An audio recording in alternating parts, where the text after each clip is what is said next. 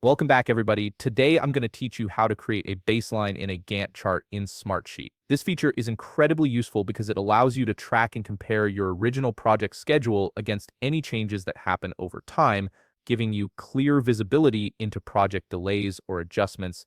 To get started, open your browser and navigate to smartsheet.com. Once you're on the login page, enter your credentials to access your account. This will bring you to your Smartsheet homepage where all your projects and sheets are stored. Now that you're on your homepage, take a moment to browse through your existing files or sheets. Look for the specific sheet where you want to create a baseline in the Gantt chart. Once you've located it, go ahead and click on it to open. This step is important because the baseline feature works directly within your project sheet, so you need to have the right one selected. After clicking on your sheet, wait for it to fully load.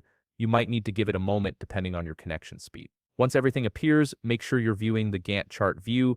You should see your project timeline displayed on the right side of the screen with tasks listed on the left. If you're not in Gantt view, look for the view options and switch to Gantt. With your Gantt chart now visible, direct your attention to the right side of the screen where the timeline of your project is displayed. Here you'll notice an option labeled Baselines. Click on this option. This is the key feature that tracks the difference between your original schedule and any schedule changes that occur over time. Understanding this comparison helps you manage project timelines more effectively and identify where adjustments have been made. A menu or dialog box will now appear on your screen. In this menu, you'll see an option that says Show Baseline in Gantt. Go ahead and enable this option by clicking on it or toggling it on. This action tells Smartsheet that you want the baseline to be visible alongside your current project schedule. Once you've enabled it, click OK to confirm your selection and apply the changes. And there you have it. You can now see the baseline displayed directly on your Gantt chart. This visual representation makes it easy to compare your original plan with the current state of your project,